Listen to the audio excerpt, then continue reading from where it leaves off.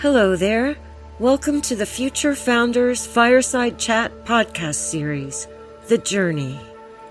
This series features weekly discussions about virtual reality, emerging immersive technologies, and entrepreneurship from the 2018 Future Founders VR Fellowship, sponsored by the City of Seattle's Office of Economic Development and produced by SIXR. The purpose of this podcast is to learn about the journey that it takes folks to enter the world of VR technologies and entrepreneurship. We hope to create an engaging conversation around emerging technologies in Seattle. This is episode 7, featuring Ryan James, Chief Technology Officer of Pyrus Medical. Ryan is a passionate researcher devoted to improving medical practices through the use of AR/VR technology. He is currently a PhD candidate in Biomedical and Health Informatics at the UW and co-founder of Pyrus Medical. Previously, he has worked as a software engineer for Microsoft. He is interviewed by Future Founder VR fellow Eduardo Rojas at the Ethiopian Community in Seattle in Rainier Beach. Thanks for tuning in. We hope you enjoy the show. Yeah, without further ado, we can go get started. Could you please tell me about yourself, your name, a little bit about your organization, and yeah. Sure. I'm Ryan James. I grew up in Kalamazoo, Michigan. Went to high school there, then went to college at the University of Michigan. Currently a student at the University of Washington, and I started a company based on my research called Pyrus, where we're trying to decentralize a certain procedure to allow that procedure to be performed in more places so more people can get care. Mm-hmm. And what procedure is that? So it's called catheter ablation for atrial fibrillation. Oh, could you explain to us a little bit of what that means? Yeah, so it's really cool, but it solves a very important problem. But I say it's really cool because I'm really into like the technical side of it.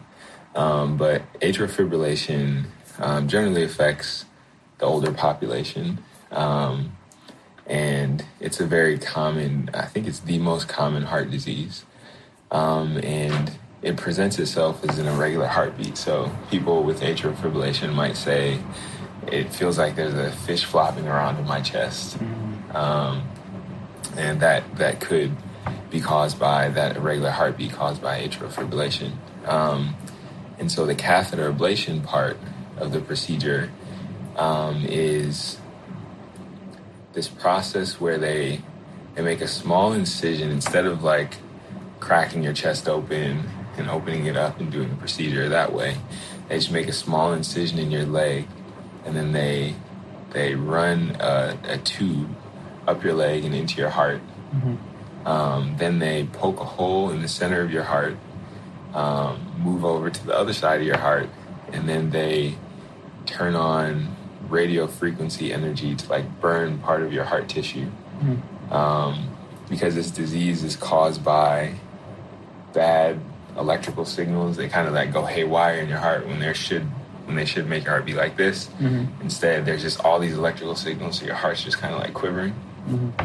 So what they do is they burn the bad tissue so that those electrical signals go back to normal.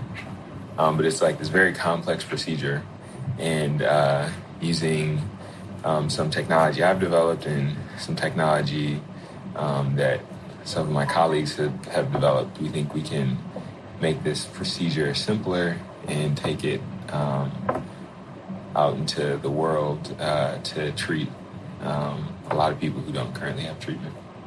Oh, that's great. Thank you. Great job, by the way, explaining it. That was very. I could imagine it very well.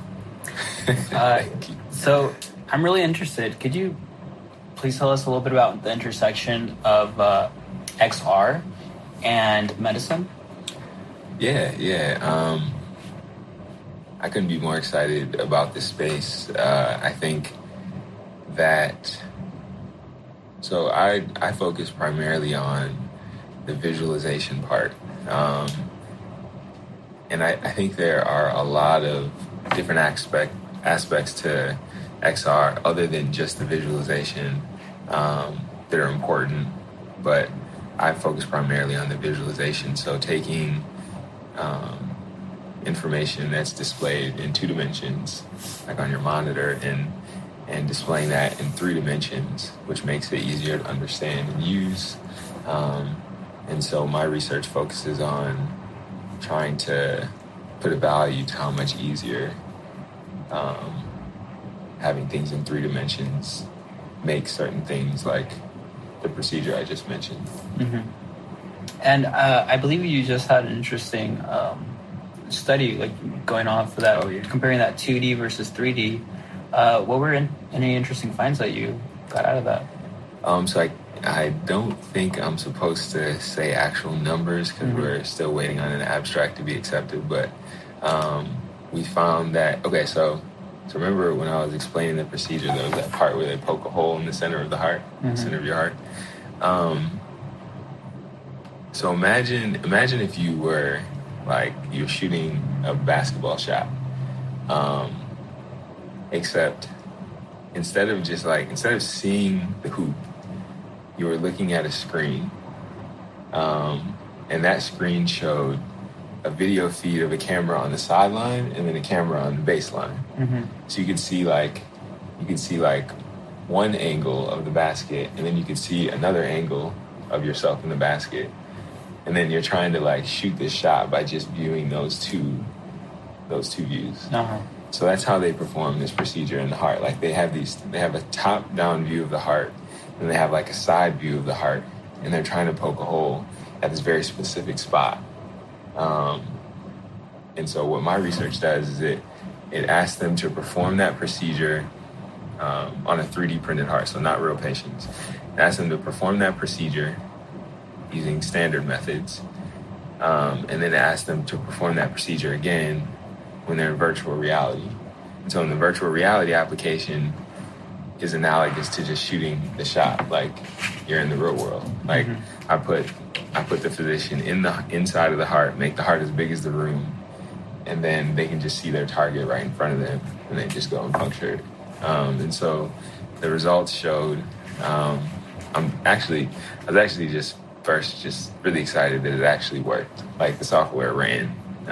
So that was really exciting. And then the results ended up showing that they could, their accuracy improved, their level of confidence improved, and a couple other things improved. And so it was a really exciting procedure to run, or experiment to run. Oh, that's great. Were there any interesting reactions from the participants? I assume a lot of them are medical practitioners. Yep. Yes, there were some really interesting reactions. I think 2 things that are notable. One is that VR is just like so new that I think there's this like novelty effect where people for the first time who put it on are just like, oh my God, this is like the best thing that's ever happened. And I think I saw a little bit of that. I think that tends to kind of be diluted over time as you like wear it more.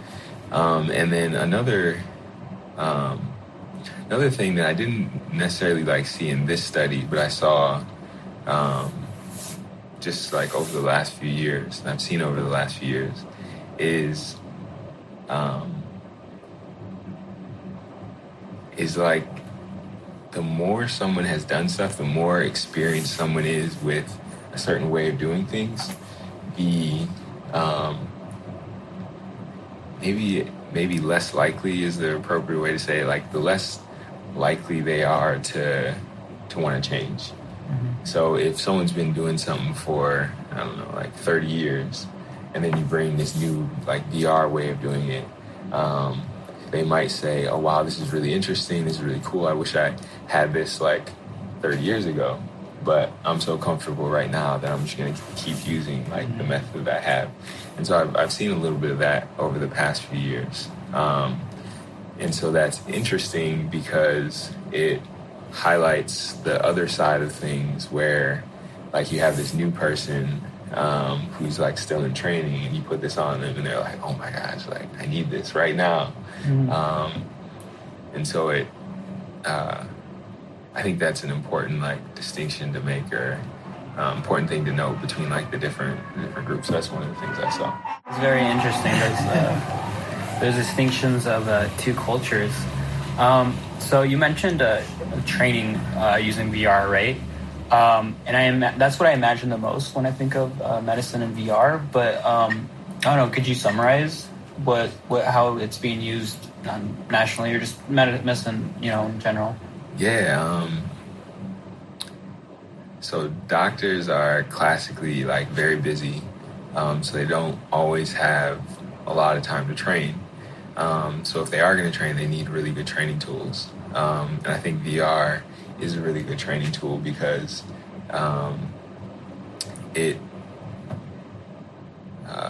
it mimics reality very well, at least the visual aspects of reality.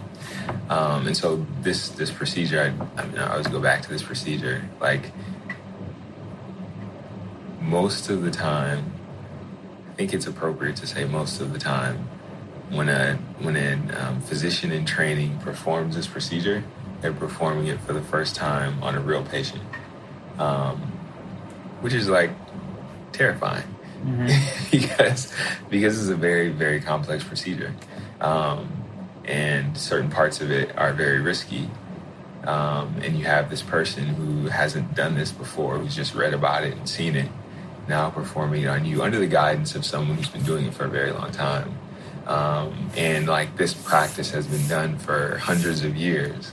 So it is well studied and well understood, and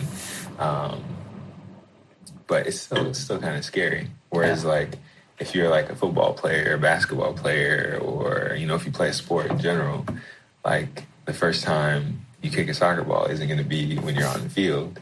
You're going to like practice and train and prep and all that stuff. So I think VR has the opportunity to help us prepare better than we do now. It's great. It's like its own. Now we get to have that, or now practitioners get to have that training before stepping in. That's great. Yeah. Wow. How would you? What other interesting things are happening around, I guess, just Seattle? Do you get to meet with others or network with others that are working on similar projects? Yeah, there's a ton of stuff going on. Unfortunately, like I haven't always had the opportunity to do it just because like life is kind of crazy at times. But I think my favorite place, one of my favorite places to be in terms of VR is at CoMotion on UW's campus, just because there's so many different people working on so many different things, so much knowledge there. And everyone just happens to be really cool, so that's a plus. So yeah, I would say that. Yeah, that sounds great. So I was looking at your a little bit of your LinkedIn, and it seems like you have a very strong background in computer science and engineering. So how did you transition from that? And you even worked at Microsoft a few years. So very tech related, almost just tech. But then you jumped over into this very unique niche that seems to have been working really well for you. How did that transition come along? Let's see. So I should qualify the statement before I think Microsoft is an awesome place to be at. Wouldn't trade that history for anything. I learned so much while I was there, but I think I kind of hit this level where I felt like I wasn't learning as quickly as I wanted to. But I had learned like so much. I had this really, really solid software development foundation because of everything I had learned while I was there. So I knew I wanted to change something, but I didn't know what I was going to change. And then my grandfather got sick. He had pancreatic cancer, and I went to his hospital visits, and it was just very confusing and frustrating, and I wanted to do something about it. I felt like, at least in his situation, that the software just wasn't good enough. And so I really wanted to do something about it, but I didn't know like what to do or how to do it. And then my grandmother passed away like a year or two after that. And so that was just like, I had to do something. So I started volunteering at UW with this group. Was working on this really cool project, and that went well.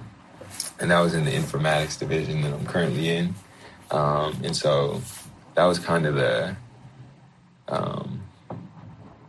window into this like new life that looked really interesting. And so I kind of took the leap and went from like this cushy position at Microsoft to being a broke college student again. But it was 100% worth it. Got to UW, didn't know what I was going to do or what I was going to work on, but I was there. And then I went to a Seattle, I think it was the second Seattle virtual reality hackathon. And I played, I think I might have told you this story before, I played Fruit Ninja for the, that was like the first VR thing I had played since like my virtual boy when I was a lot younger. And that just like blew my mind. I didn't know that virtual reality was that good. And so I knew I had to do something with it, didn't know what I wanted to do. And I think a lot of what drove me to where I am today is just like that whole experience in the hospital with my grandfather. I wanted to make visualizations better. I wanted to make it easier to understand complex issues, because it turns out they're not so complex when you have tools that help you understand them easier. I started talking to people, networking, and I tried to let people who knew more about what I was working on kind of help lead me in the right direction, rather than me saying like, this is what I want to do. I kind of just talked to people, and they brought their problems, and they discussed their problems with me, and then I kind of chose from there what to focus on. Yeah. Thank you very much for sharing your story. Oh, no problem. No problem. So going along that, about those people that helped support you or like gave you a little bit of guidance throughout your way, who were they, and then how? Yeah, just tell us about them. So I won't name this first group for various reasons, but they kind of helped me get into like 3D modeling and visualizing medical images in VR. There's like this big movement to make medical images three-dimensional. There's a lot of different ways you can do that, whether it's like visualizing on a computer screen or 3D printing or virtual reality. And so there's a lot of like 3D content, and still kind of a lot of people exploring the best way to use that 3D content. And then I got linked up. And so I had been doing that for a while, and it we produced some cool products or projects that were being used like at a few schools on the West Coast, and it was like really fun. And then we worked with this patient and her family who like used this tool to review her issue, and that really helped them. So that was like a really exciting moment in my life. And then I got linked with this guy. He's a electrophysiologist at Seattle Children's. His name's Dr. Steven Sussler, and he's like the electrophysiology version of me. Mm-hmm. We just like clicked immediately. And then he also had like a bunch of problems that he was trying to solve that the stuff I was working on could help solve. And so we just like randomly got connected, started talking, and the rest is history, I guess. Yeah. Oh, nice. Thank you.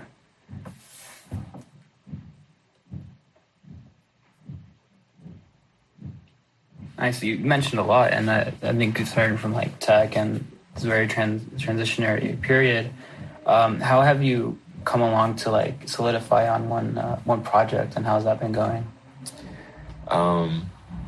Good. Once I found that thing that I wanted to work on, but I like to work. I'm very interested in a lot of things, which makes life difficult sometimes because I'll try to work on too many things at once. And then nothing will get done, or nothing will get done well. So I think actually one of the biggest parts of this PhD program that I'm in, hopefully will finish soon, is it's like forced me to grow as a person and forced me to like focus. And one of the ways I've grown is I think I'm better at like choosing what I work on and being more responsible or in charge of my time. So I think I whittled down all the stuff I wanted to work on down to this one thing, probably just out of necessity. Mm-hmm. And so what do you have going on right now? I know, so you mentioned you're a student right now, and I believe you're also a Chief Technology Officer for Pyrus Medical? Yeah. Student, CTO of Pyrus, and then, as I was telling David earlier, I'm a dad. My daughter is 19 months. She turns 19. She turns 2 in February. Congratulations. Thank you. Thank you. So that's been awesome, incredible, and also crazy. Yeah. That's great. So I was watching a lot of your videos. Yeah. By the way, I think you do a really good job of documenting prototypes. And I think one of the things that right away stood out to me was I was expecting, VR, controllers, right? But I think a lot of your applications, you actually use hand gestures. Could you talk a little bit about that? And then why use hand gestures opposed to like controllers? Yeah. So I think, we use the Leap Motion for, or used to use the Leap Motion for hand gestures. And our initial application was for surgical planning. So a doctor is preparing to perform your procedure. They put on a VR headset, look at your heart, go into it, look at your kidney, look at your brain, look at your spine, whatever it is, to figure out like what their plan is before they actually go in and execute it. Not execute's the bad word to use, before they go in and solve your problem. Mm-hmm.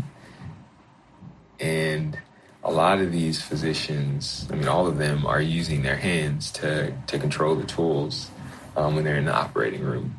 And many of them view their hands as like these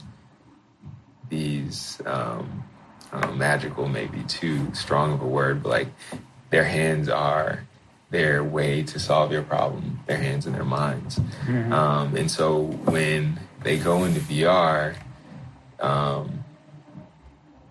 when we first started testing this, like controllers versus the Leap Motion versus voice versus like all these other methods of input, it kind of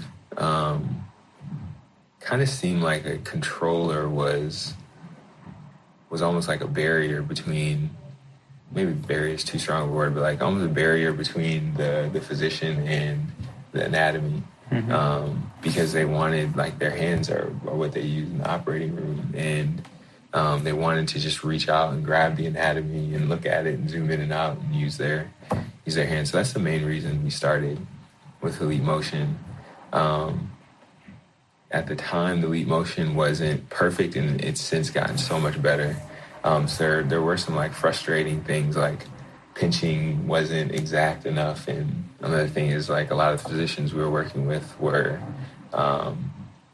like, they don't have time to be, like, trying to pinch something and it doesn't work. Like, everything has to be snappy and work the first time. So that was a little frustrating, but I think that, like, hand gestures and Elite Motion are a great tool to bring into the medical space. So I come from a UX field, and so there's a lot of established guidelines for designing in 2D, right? Was there any guidelines for hand gestures, or did you kind of just go around and make your own, or how did that happen? Yeah, it's really interesting you bring that up, because there aren't, like, the example I always use is, like, if you go to develop a web page, like, you're probably gonna look at, like, I don't know, some of the big web pages out there and design yours as, like, a variant of one of those. Get that design inspiration. Yeah, exactly.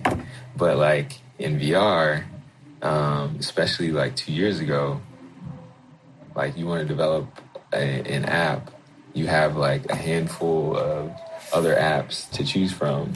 And if you want, like, a really nice application to choose from, that even limits your population to choose from. So, like, there weren't many guidelines and standards and examples. So we just kind of, like, went out there and did what we could, and just did a lot of research and learning. I think there are more now. But still, it doesn't compare to like 2D development. Thanks. So I'm really curious now. So this is really, I think, gonna really change up the medical field, and you've already talked about a little bit where we're at right now, right? But what do you imagine VR and medicine is gonna look like in, like, 5-10 years? Because you were mentioning also there's now going to be this new wave of upcoming students that will eventually be doctors that are going to have this technology. Yeah, I don't know. So the unfortunate side of this is that medicine tends to, like, lag behind other technologies. So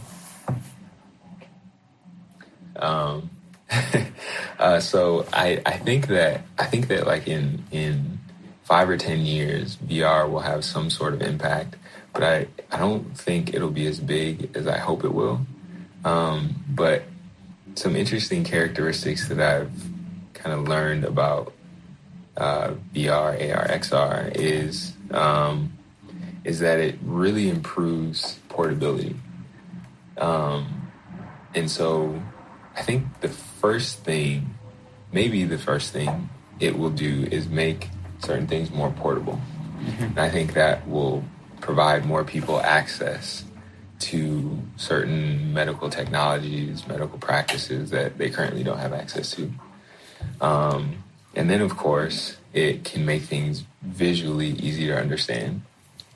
So I think that following the portability aspect, things will be easier to understand and more accurate, and things like that. So I don't know exactly what's going to happen, but I think those are two of the big things that are going to drive the change over the next 5 and 10 years. Okay. Were we good on tech? Okay. Yeah, that one wasn't on. Sorry. This one? The bottom part. Okay. Oh, okay, no. It's okay.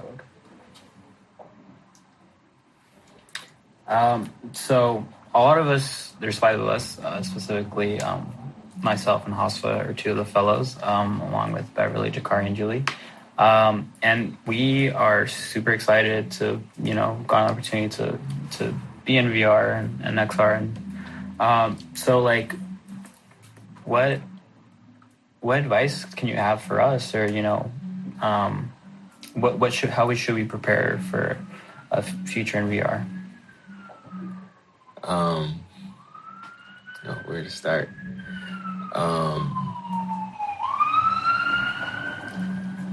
I would say how do you even answer that? I think this part of the answer just applies to anything. I would say just find what you're interested in and go after it, and don't let anybody stop you.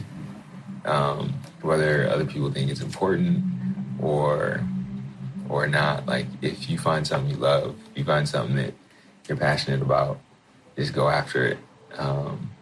And I think you'll be a better person for it. To get started in VR, AR, I don't know. There's so many different elements. You can have the like software, whether that's development or design background. You could have like an economic background to know which markets like need VR and how to bring it to those markets. There's a lot of different ways to do it. I think what you guys are doing right now is like incredible. If I had something like this when I was in high school or college, like I think this is the place you want to be, in a group of people who are all motivated towards a goal of building something that not only teaches them but also like betters the community, like that. I mean, that's what I like did all this stuff to do. Went to school to do, and like finally I'm trying to do what you guys are doing right now. So maybe I should be asking you that question. Thank you. Yeah, definitely. So much thanks to all of you for putting this on. It really has made a difference and had given access to us. And thank you for the advice. So one of the last questions I have is probably, I think it's always an interesting one. If you could give advice to your 18-year-old self, what would it be? Oh, man. Wow. I did a lot of living when I was 18 years old. Kind of lived a crazy life. I would say, so one thing my dad always said to me is that when you find the thing that you're interested in or passionate about, he said the world better watch out. And I think about that all the time because I kind of, like, that's how I feel right now. I feel like I found that thing.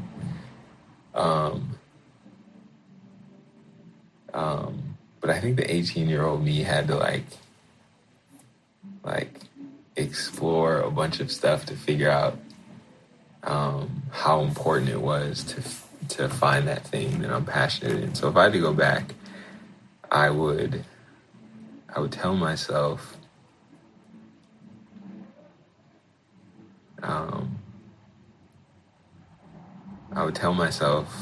that my dad was right.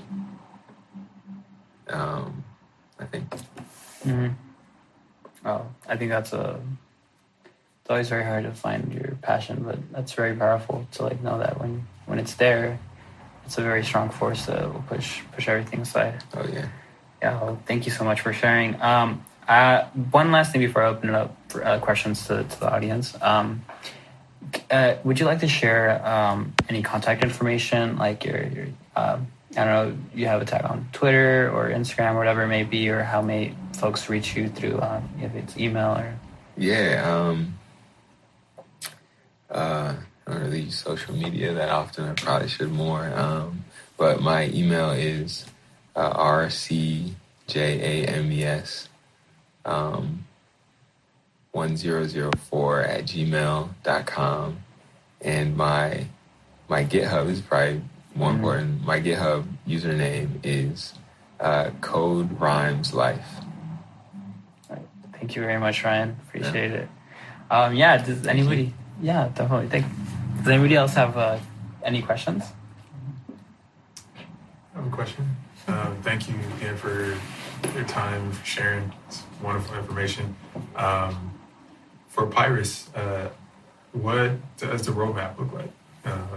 Working on, sounds like very specific product now. Are there other iterations of the same product or other spaces that you want to go in, or anything else you can share? Oh, yeah. That's like another hour-long conversation. But yeah,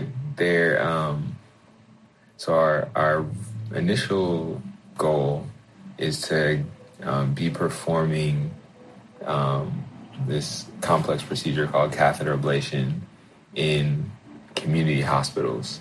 So not just in like big centers like Seattle Children's and UW, but in community hospitals in like rural Washington, because in those areas is where most of the AFib patients live.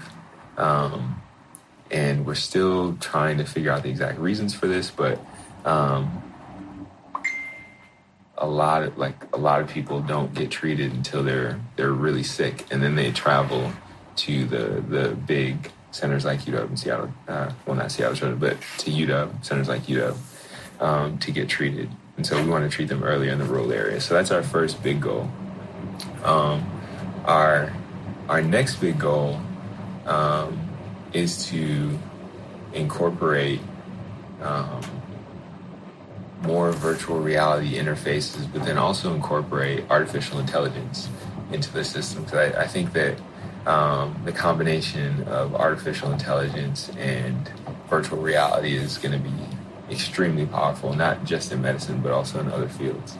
And then a very long-term goal, more of a dream, that we will do everything we can to make happen, is to be able to perform procedures remotely, and even autonomously. But that's when people start to look at us crazy, when we start to talk like that. So we're trying to focus on these first goals. Nice.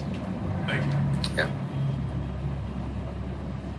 So from the business side of things, I know that you started with a different company before. What kind of transformation that you're having in terms of like why you make that kind of decision? Yeah. So we initially started. The first company that I started was called Pyramid, and we built a surgical planning tool where physicians could plan for their upcoming surgeries in virtual reality.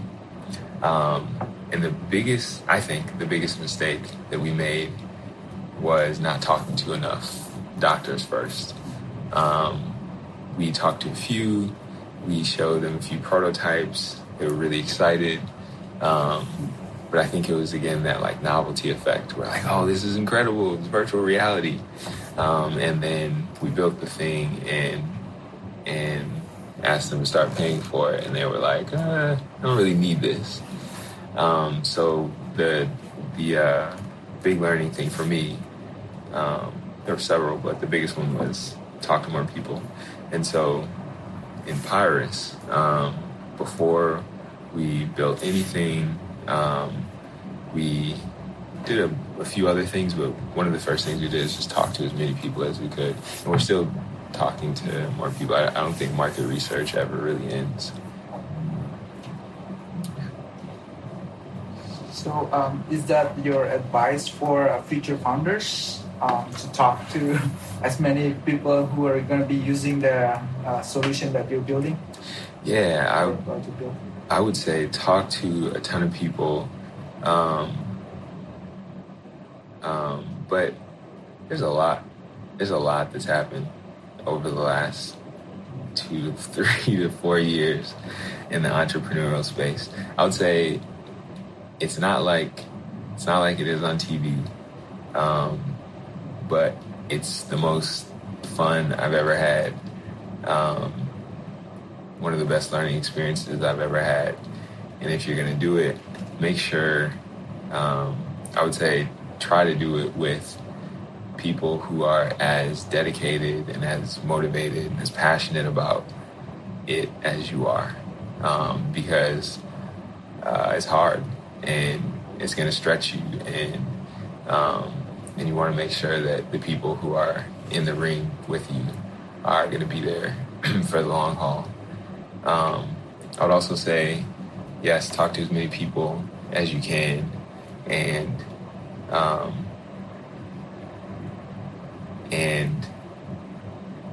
just more generally, like, come up with goals, figure out the problems that are standing in the way of you reaching those goals, design a path around those problems, and then execute your plan, because, like, you can get to where you want to go.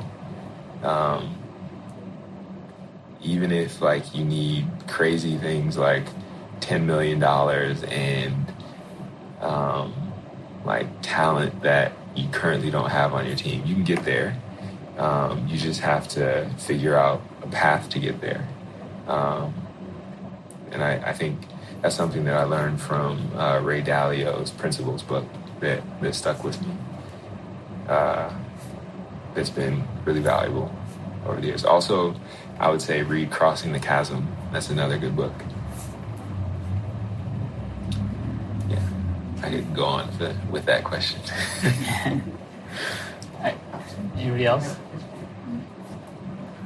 So in terms of, like, I don't know if you touch on this particular part, how is the being in the minority affect your path in a way?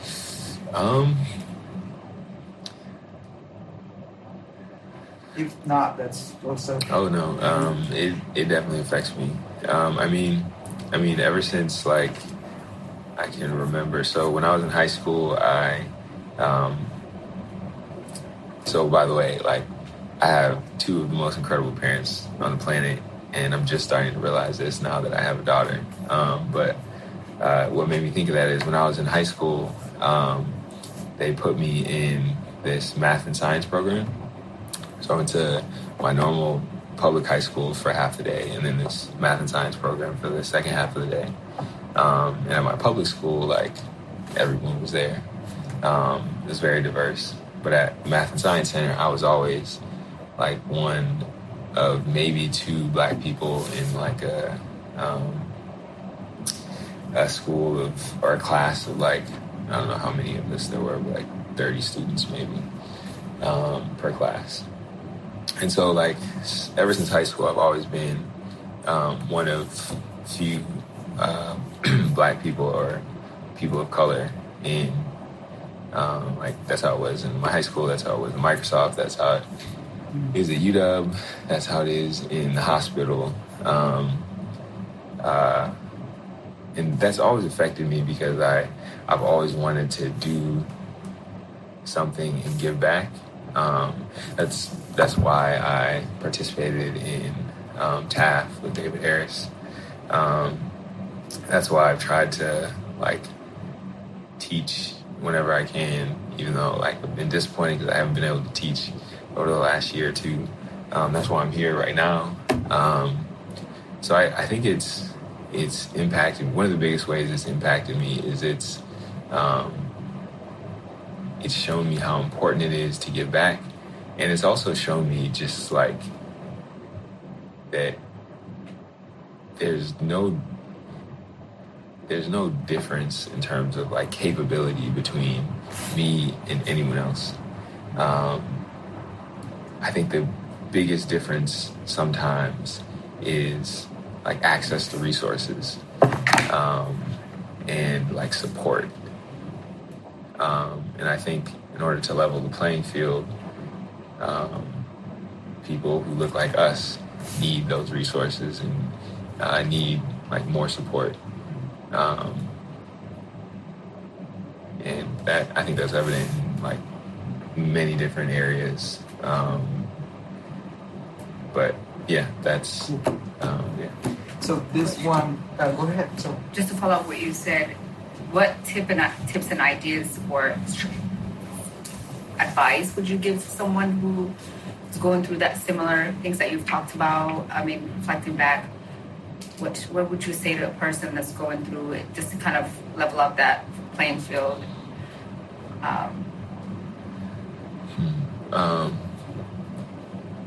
I think trying to find. So one big thing for me at UW was I found this group called GoMap. Can't remember what the acronym stands for right now.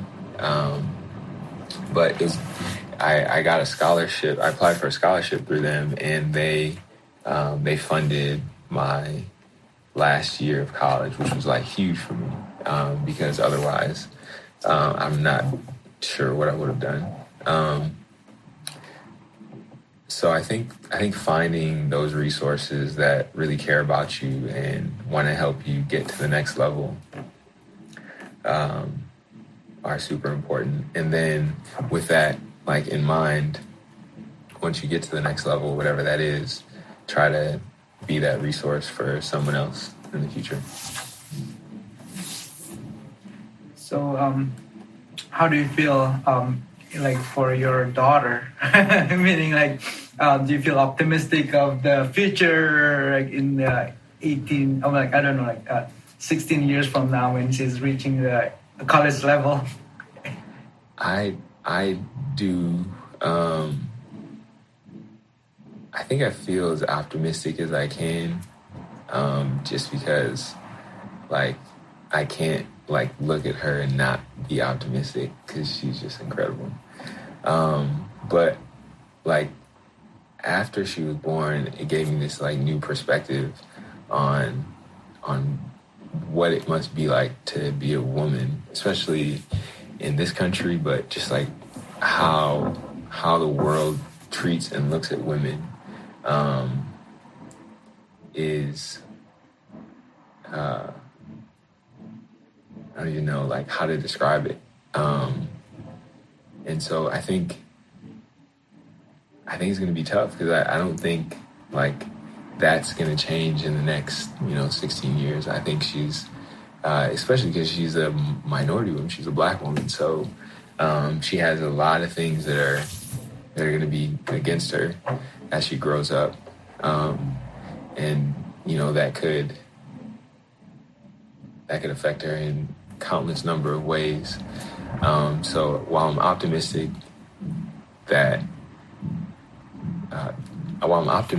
because I know how incredible she is and how much she can do for this world, I also know all of the things that are going to try to stand in her way. So I guess I have mixed feelings. Yeah. Well, thank you very much, Ryan. That was a true pleasure listening to you. And I know you said you wouldn't talk for an hour, but you were just shy by 7 minutes. So. Yeah. Pretty good. Yeah, thank you so much. Thank you. Thank you for having me. Thanks for listening. If you haven't already, please subscribe and give us a rating or comment if you enjoyed this content. This episode was brought to you by the City of Seattle's Office of Economic Development and SIXR. Mixed and mastered by Joshua Duchesne. Please check the show notes for more information. Thanks again for listening, and until next time, we hope we've inspired you to keep exploring your own journey.